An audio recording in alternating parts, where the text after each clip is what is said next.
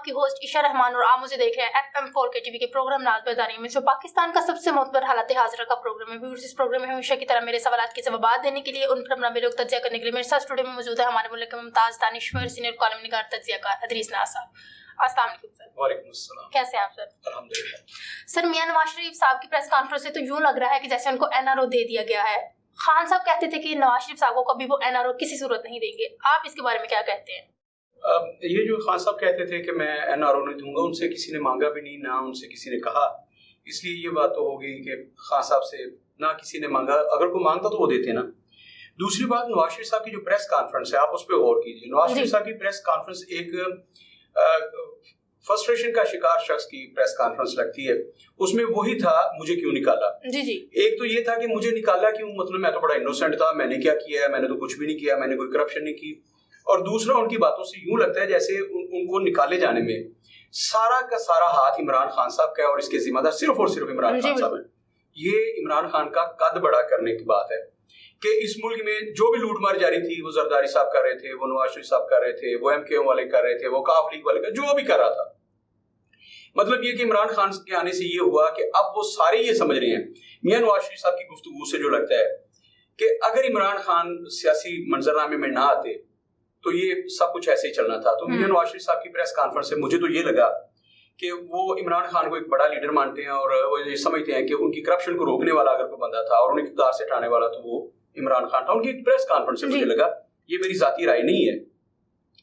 Number 1। Number 2, NRO की बात रही कि नवाज शरीफ साहब को लगता है NRO मिल गया। मैंने कल के प्रोग्राम में, परसों के प्रोग्राम में मैंने कहा था कि शरीफ खानदान को NRO मिल गया, नवाज शरीफ साहब का मैंने कहा था कि उन्हें नहीं मिला।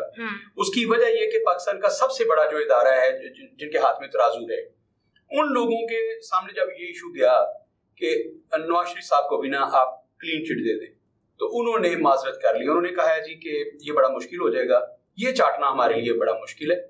बाकी सब कुछ हमने कर लिया, जैसे जैसे आपने कहा। इसाक डार साहब वाली बात है, इसाक डार साहब की बड़ी खूबसूरत स्टेटमेंट थी। उन्होंने कहा कि मैं खुद नहीं आया, मुझे तो जो लाए हैं ना वो लोग, अगर मुझे किसी इदारे ने तंग किया, ये वगैरह वगैरह वगैरह। और दूसरा, एक और बात, उन्होंने चीफ ऑफ आर्मी स्टाफ साहब को किसी मीटिंग में, ये एक बड़े आदमी ने, एक फौज के बड़े आदमी, रिटायर्ड जर्नैल ने ये बात पब्लिक की है। उन्होंने कहा है कि मेरे सामने ये बात हुई है एक भरपूर इजलास में, वहां चीफ ऑफ आर्मी स्टाफ भी थे और इसाक डार साहब भी। उसमें इसाक डार साहब ने कहा है कि अगर मुझे 6 माह दिए जाएं, 6 माह में किसी किस्म की मुदाखलत ना हो, सियासी अदम इस्तेहकाम ना हो, मुआशी अदम कोई भी मतलब ऐसा एडवेंचर ना किया जाए, तो मैं 6 माह में $180 पे ले आऊंगा। और उस जर्नैल के मुताबिक उस इजलास में जो हमारे चीफ ऑफ आर्मी स्टाफ हैं, जिन्होंने नवंबर में चले जाना है बाजार, ठीक है, उन्होंने वहां हामी भर लिया कि आपको 6 माह कोई डिस्टर्ब नहीं करेगा, कोई इदारा, मतलब आपको गिरफ्तार नहीं करेगा। सियासी अदम इस्तेहकाम से मुराद तो ये है ना कि इस सेटअप को कोई नहीं छेड़ेगा, मुझे काम करने का मौका दिया जाएगा, वजीर आज़म जो है वो शबाश नहीं रहेंगे, कम से कम 6 माह, तो मैं $180 पे ले आऊंगा। तो चीफ ऑफ आर्मी स्टाफ ने कहा है कि आप करें इस पे काम। उस जनरल के बगौर उन्होंने कहा जी कि चीफ ऑफ आर्मी स्टाफ ने हमें उन्होंने गारंटी दे दी है कि आप काम करें, $180 पे लाएं, और मैं आपको 6 महीने की गारंटी देता हूं कि आपको कोई नहीं हराएगा। अगर ये उन जनरल साहब की बात ये दुरुस्त है कि बड़े इजलास में जिसमें बहुत सारे लोग थे, उसमें ये बात हुई, इसाक डार साहब ने कहा है, तो फिर NRO और किसे कहते हैं? ये गारंटी कि आपको कोई पकड़ेगा नहीं, कोई रोकेगा नहीं, आप खुल के खेलें, जो आप करना चाहते हैं आप अपनी ऐसी पॉलिसीज लाएं, और डॉलर को 180 पे आपने लाना है। तो अगर तो ईशा ऐसा ही है, तो फिर इसका मतलब ये है कि शरीफ खानदान को तो NRO मिल गया। लेकिन जहां तक मियां नवाज शरीफ साहब का ताल्लुक है, मैंने परसों के प्रोग्राम में कहा था कि मियां नवाज शरीफ साहब को जिन्होंने NRO देना था, मतलब पाकिस्तान की सबसे बड़ी अदालत ने उन्हें सजा याफ्ता करार दिया, उनके लिए बहुत बड़ा मसला है। अब किन ग्राउंड्स पे क्या आप वो, मतलब कितना बड़ा चेंज होगा कि उनके जो हमारे चीफ जस्टिस ऑफ पाकिस्तान है, वो एक बड़े बेंच के साथ इस केस को सुनते हैं और वो समझते हैं कि सारे के सारे वो उसमें लिखते हैं कि वो क्रिमिनल पाए गए हैं, इसमें गिल्टी पाए गए हैं, और उनको नाअहल करार दिया जाता है। वो कामा था उसमें जो भी था, तो उनको अब मतलब वो ये कहेंगे कि चूंकि करप्शन पे तो हमने नहीं भेजा था, वो कामे पे भेजा था कि ये अपने बेटे की, तो अपने बेटे से कोई भी तनख्वाह ले सकते हैं। मतलब वो क्या करेंगे? फिलहाल तो उन्होंने माजरत कर ली है उस पर, लेकिन जो ग्राउंड बना रहे हैं, उन्होंने ग्राउंड बनाई है कि आप ये कहें जी कि चूंकि एक अकामे पे किया गया था, तो उसको रिव्यू कर लें आप अकाउंट में। बाकी करप्शन तो साबित ही नहीं हुई। पनामा लीक्स की जो बात थी वो तो आपने उस फैसले में ही इतने रखने छोड़ दिए।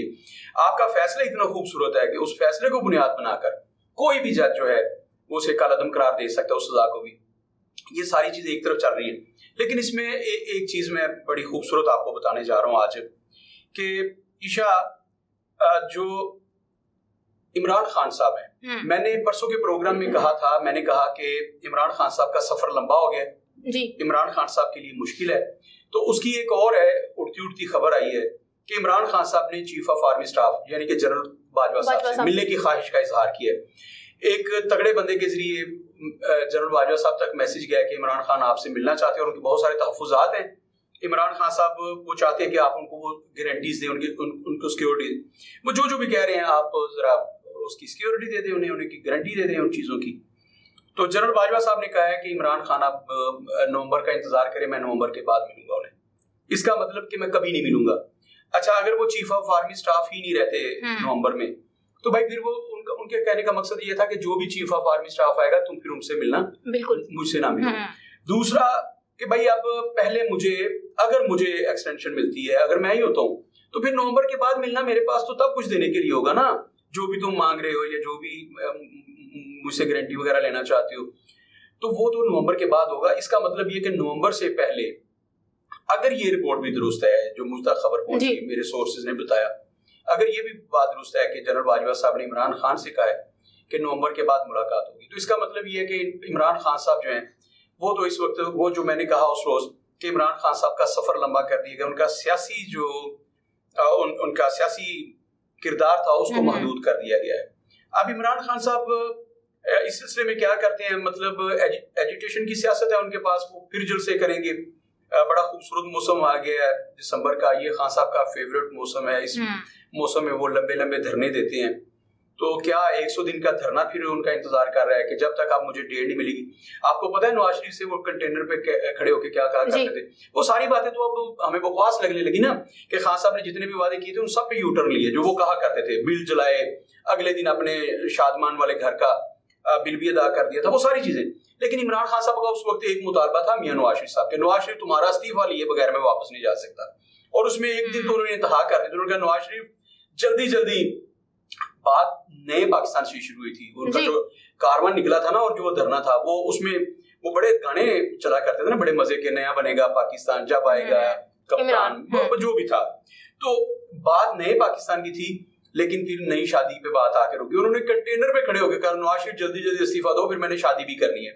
तो मतलब शायद वो नया पाकिस्तान इसी को कहते थे कि मेरी नई शादी हो जाएगी। और फिर वो जो शादी हुई ना खान साहब की, वो नए पाकिस्तान वाली, वो शादी ने खान साहब को कहीं का नहीं छोड़ा था, एक मरतबा तो हला के रख दिया था। पता है ना आपको, रेहाम खान से शादी हुई उसके बाद, और फिर रेहाम खान ने वो दूसरी तहमीना दुरानी साबित हुई थी। तहमीना दुरानी गुलाम मुस्तफा खर की साहब का अहलिया, फिर वो शहबाज शरीफ साहब के निकाह में आई थी, लेकिन वो निकाह में आने से पहले उन्होंने गुलाम मुस्तफा खर के किरदार की धज्जियां बिखेर दी। उन्होंने माई फ्यूडल लॉर्ड किताब लिखी, मेडा साईं, उन्होंने वो किताब लिखी थी मेडा साईं माई फ्यूडल लॉर्ड, और उसमें उन्होंने गुलाम मुस्तफा खर साहब के किरदार की धज्जियां बिखेर दी थी।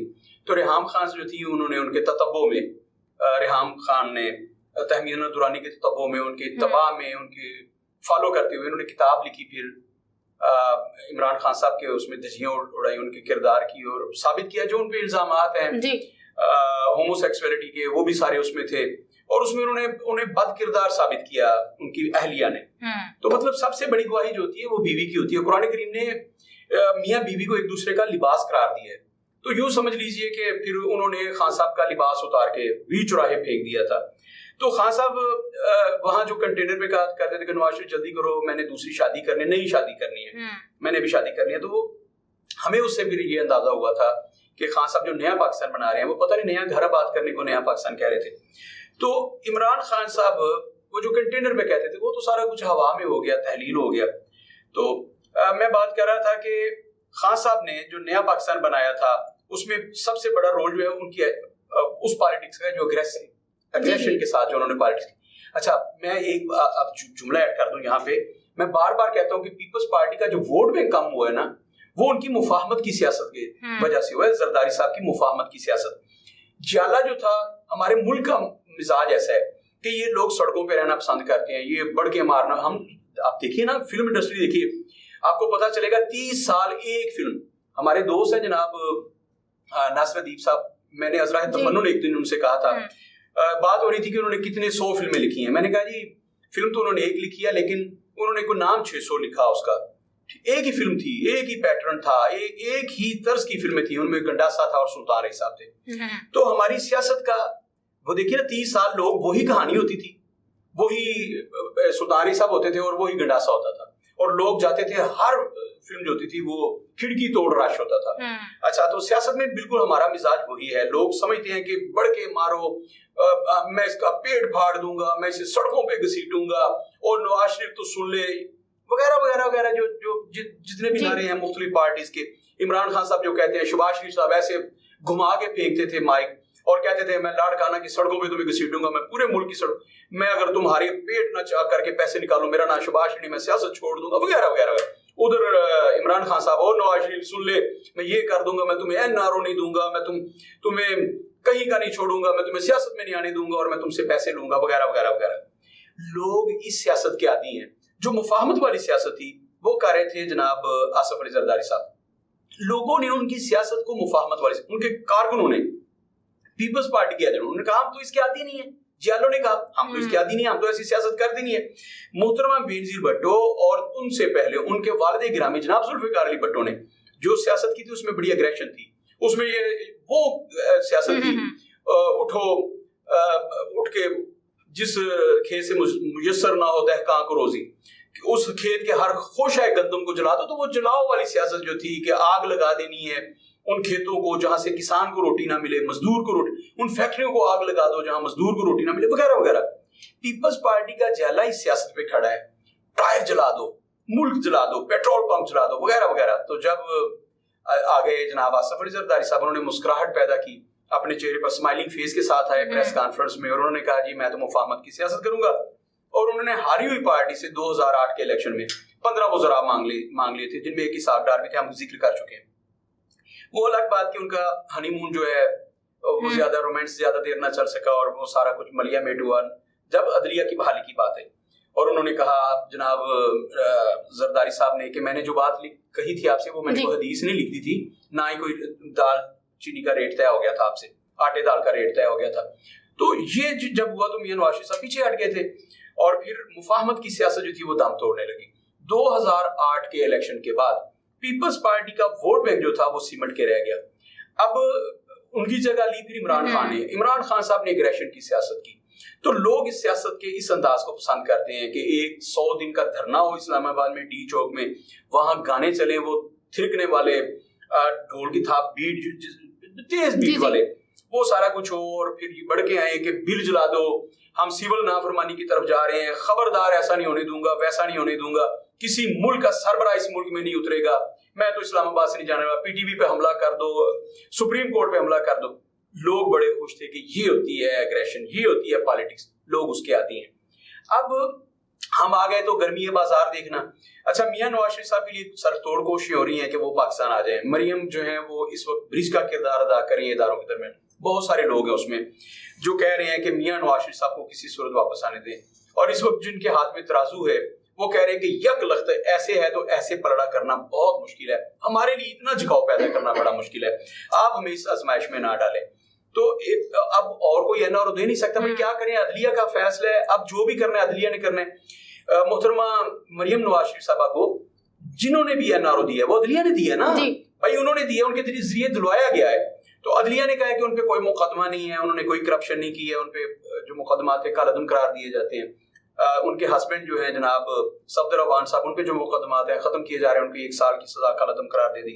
अब नवाज शरीफ साहब को कौन रेस्क्यू करेगा, इस बारे में कोई भी इदारा, रेस्क्यू 1122 वालों के अलावा कोई भी उन्हें रेस्क्यू करने के लिए तैयार नहीं है। और अल्लाह ना करे कि, क्योंकि उनके प्लेटलेट्स कम है ना, तो एम्बुलेंस होती है ना रेस्क्यू, तो उनके अलावा कोई भी रेस्क्यू करने के लिए तैयार नहीं है नवाज शरीफ साहब को। बड़ी मुश्किल में है वो सारे लोग, सर जोड़ के बैठे हुए हैं कि नवाज शरीफ को एनआरओ जो दिया है हमने, वो इस हद तक तो एनआरओ है कि आपकी पार्टी सियासत में है, आप हुकूमत करें, सब कुछ करें, मरियम बीबी जो है वो आपको रिप्लेस करें इस मुल्क में, वो तकरीरें करें और लोगों को आके बताएं कि बाबा बड़े दुखी हैं। तो जब आएंगे आप बताएंगे, ये देख लीजिएगा, प्रेस कॉन्फ्रेंस होगी कि अब्बा बड़े दुखी थे, अब्बा की आंखों में आंसू थे, वो रो रहे थे कि पाकिस्तान के हालात अच्छे नहीं है। जब गरीब आदमी निवाला नहीं खा सकता, जब वो पानी में डुबो के रोटी खाता है, तो अब्बा कई दिन की रोटी नहीं खाते। हिरन का गोश्त सामने पड़ा होता है लेकिन अब्बा नहीं खा पाते। जाफरान में और कस्तूरी में बना हुआ गोश्त अब्बा के हलक से नीचे नहीं उतरता। उनके जो हलवा है देसी घी में बना हुआ, जिसमें काजू बादाम पिस्ता होते हैं, अब्बा फिर कई दिन उसकी खुशबू सूंघते रहते हैं और रोते हैं देख देख के चीजों को। वो कहते हैं कि जब तक पाकिस्तान का किसान जो है, जो सड़कों पे रुल रहा है, जब तक उसको इंसाफ नहीं मिल जाता, उसके घर में उसके पड़ोले में दाने नहीं चले जाते, मैंने कुछ नहीं खाना गुड्डो, मैं बड़ी मुश्किल। वो आके यहाँ बताएंगी, वो बताएंगी कि जब गरीब आदमी बिजली का बिल नहीं दे पाता, उसका मीटर कट जाता है और अब्बा को खबर मिलती है लंदन में बैठे हुए, तो अब्बा फिर बड़ा रोते हैं और फिर वो लाइट ऑफ कर देते हैं, एसी बंद कर देते हैं, लाइट सारी ऑफ होती है, वो पंखा भी नहीं चलाते और कहते हैं गुड्डो मेरे कमरे चोर कोई ना है, मैं बड़ा परेशान। वो रोते हैं। फिर ये आके वो आपको बड़े स्टोरी सुनाएंगी, बड़े बड़े जलसों में ये कहेंगी। तो हमें नवाज शरीफ साहब की जो मोहब्बत है उस पर तो कोई डोर नहीं। इस कौम से बड़ी मोहब्बत करते हैं, इतनी मोहब्बत करते हैं वो कि उन्होंने पाकिस्तान की कौम को अरबों खरबों का मकरूज कर दी है। तो उनकी मोहब्बत जो है वो हमसे ढकी छुपी नहीं है। और वो जो ऑडियो लीक आई है जिसमें बीबी अपने चाचा से कह रही थी कि चाचा कोई गल नहीं, मैं तकरीरा करांगी तो मैं कहूंगी कि चाचा बड़ा गलत पे कर दे, बिजली महंगी करके, पेट्रोल महंगा, लेकिन चाचा तू कर दे। तो वो सारी तकरीरें हमें सुनने को मिलेगी। आप देखिएगा अगले महीने में। अच्छा, उन्होंने बड़ी खूबसूरत बात, उन्होंने कहा छोटी सी एक मेरी सर्जरी है, छोटी सी, लेकिन वो पाकिस्तान में नहीं होती। तो पाकिस्तान ऐसा मुल्क है जहां पे छोटी सी सर्जरी भी नहीं होती। हम लोग कितने बेवकूफ हैं, हम तो ओको लगाए बैठे हैं कि यहाँ जिगर प्लांटिंग हो सकती है, जिगर का ऑपरेशन हो सकता है, दिल का ऑपरेशन हो सकता है, तो उनकी एक छोटी सी सर्जरी पाकिस्तान में नहीं हो सकती। ये ऐसा मुल्क है। ईशा, अगर आपके पास वसाइल हो, मेरे पास वसाइल हो, तो कौन इस मुल्क में रहना पसंद करेगा? मुझे बताओ। जिस मुल्क में बिजली आती नहीं है लेकिन बिल आता है अल्लाह के फजल करम से। मुझे तो उस वक्त यकीन होता है कि मेरे घर में सुई गैस का मीटर लगा हुआ है जब 1 महीने के बाद बिल आता है, तो मुझे यकीन हो जाता है कि मेरे घर में मीटर लगा हुआ है। मुझे उस वक्त यकीन होता है मेरे घर में बिजली लगी है। और शॉक लगते हैं बिजली के।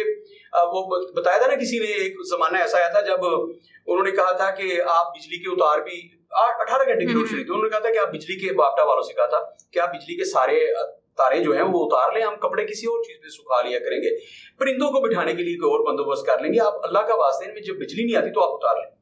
तो ईशा, जब बिजली का बिल आता है तो फिर यकीन होता है कि हमारे घर बिजली का मीटर भी है और बिजली आती भी है। जब शॉक लगता है, जब झटका लगता है हमें 1 महीने के बाद, हर महीने बाद झटका लगता है, और हर महीने जब पता चलता है कि इस दफा फिर को 15-20 रुपए का इजाफा कर दिया गया, 7-8 रुपए का इजाफा कर, उस वक्त झटका लगता है। फिर पता चलता है कि बिजली जो करंट है वो कैसे जिस्म में दौड़ती है। खैर, ये बातें जो है कि मियां नवाज शरीफ साहब बड़े तकलीफ में है, बड़े दर्द में है, कौम का दर्द उनसे सहा नहीं जा रहा, और वो बेचैन और बेताब है कि किसी तरीके से मैं उड़ के पाकिस्तान पहुंचूं और जाके लोगों को इस बहरानों से, इस दलदल से निकाल लूं। हर घर में फिर चूल्हा चले, हर घर में गैस जाए, हर घर में बिजली हो, मुफ्त बिजली हो।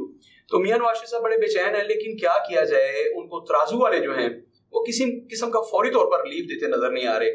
और लगता है कि इस कौम को भी बिजली के बहुत सारे झटके सहने हैं। छोटे भाई जो हैं, बड़े मियाँ तो है ना वहां पे बैठे हुए रो रहे हैं, छोटे मियाँ जो हैं वो बिजली के झटके लगाने पे तुले हुए हैं। अब इत्तेफाक की बात है कि एक के पास दवा है आपकी और एक के पास आपका दर्द है। वो आपका दर्द बढ़ाता है जिसके पास दवा है। वो कहा था ना कि मीर क्या सादा है कि बीमार हुए जिसके सबब उसी इतार के लोंडे से दुआ लेते हैं। तो हम जिस खानदान की वजह से कर्ब में है, तकलीफ में है, वो छोटे भाई हैं, वो हमें तकलीफ देते हैं, हमें झरके लगाते हैं, हर महीने लगाते हैं। और जिनके पास दुआ है, जो खुद दवाई लेने गए थे, उनके पास हमारी दवाई है, हमारी दवाई उनके पास है जो खुद दवाई लेने गए हैं 50, तो उनको कोई आने नहीं दे रहा। कितनी तकलीफ की बात है। अगर वो आ जाए तो इस कौम के दर्दों का मदावा तो हो। फिर देखिएगा बिजली जो है, जैसे उन्होंने कहा कि मैं 180 रुपए डॉलर ले आऊंगा, फिर 18 रुपए किलो पे आटा भी आ जाएगा, फिर सब्जियां भी सस्ती हो जाएंगी। आज मटर का रेट मैंने पता किया, मटर नहीं होता सब्जी में डालने वाले, वो 500 रुपए किलो थे। तो फिर वो मटर भी जो है वो 100 रुपए किलो पे आ जाएंगे या 50 रुपए किलो पे आ जाएंगे। लेकिन वो सारी चीजें टिकी हुई हैं मियां नवाज शरीफ साहब की वापसी पे। तो मैं उनसे गुजारिश करूंगा, जिन्होंने, उनको भी एनआरओ देना है, जैसे आपने कहा कि लग रहा है, तो एनआरओ तो मिल गया है लेकिन वीजा नहीं मिल रहा ना, वापसी की परमिशन नहीं मिल रही। तो अब अल्लाह करे वो मिल जाए ताकि चीजें सस्ती हों, और फिर मैं भी मरियम नवाज शरीफ का हम नवाला हम प्याला बनूं, और फिर मैं भी नारा लामा एक बारी फिर शेर। तो देखते हैं फिर क्या बनते हैं।